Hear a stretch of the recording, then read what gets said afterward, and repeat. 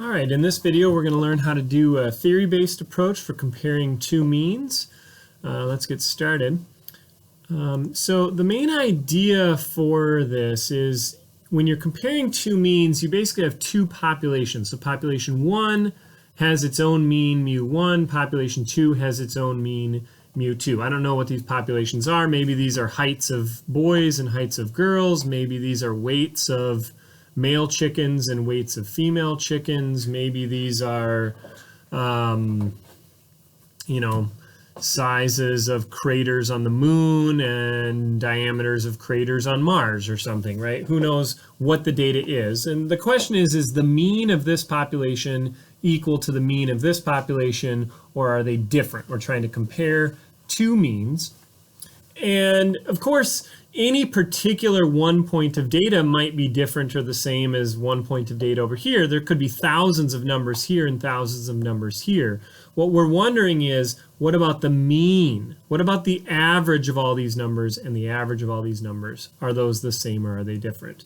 One way we could summarize all of these data points is with a box plot. And now if I graph it like this, you can see, ooh, okay, it looks like mean 1 is probably different than mean 2. And you can see that when you graph the box plots. Of course, but this is all about the populations, and maybe we don't know and haven't measured every single individual in this population and every individual in that population. So maybe we just have some sample and we get some sample data that maybe looks like this and this. And the idea is the sample data came from the population. So whatever say the X bar of this sample data should be close to the mu of this one, and the X bar for this data set should be close to the mean of this one, and therefore are the means of the samples, X bar 1 and X bar 2, different enough from each other for us to conclude that the means are also different, right? That's what we're doing in statistics.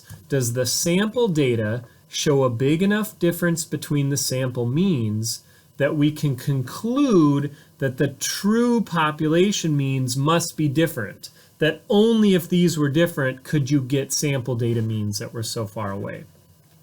And here's sort of another way of looking at this. Let's say here's A and here's B, and you took some data from population A and you took some data from population B. Well, here there's a lot of overlap, but you can kind of see that B on average is bigger than A on average, right? Well, then we might be able to say that the population from which this data came from is probably smaller in average than the population that this data came from. However, if in the same way, here it's 4 and 6, well, here it's still 4 and 6. Now what about it? Well, let's say this data came from population C and this data came from population D. I'd be much more confident that the population mean of D and the population mean of C are different because there's so much less overlap here and here compared to here and here, right? So the way the sample data comes out is going to tell you something about the way the population data comes out. When we write this as hypothesis statements, we're going to see something like mu1 minus mu2 equals 0, and mu1 minus mu2 is not equal to 0 as our null and alternative hypotheses. Here we're assuming the two means are equal. These are population means. And here we're assuming the two population means are not equal. All right. And now if we get back to this graphic, you want to imagine maybe the green is population 1 and the blue is population 2. Right? We can see that those population means are different, but at the individual data points, there's a lot of overlap. So when we get our samples, are we going to get enough evidence that the populations are different from each other based on the samples being different from each other? Okay, that's sort of the intro to the main ideas. In the next video, we're going to see how to actually do this in an example.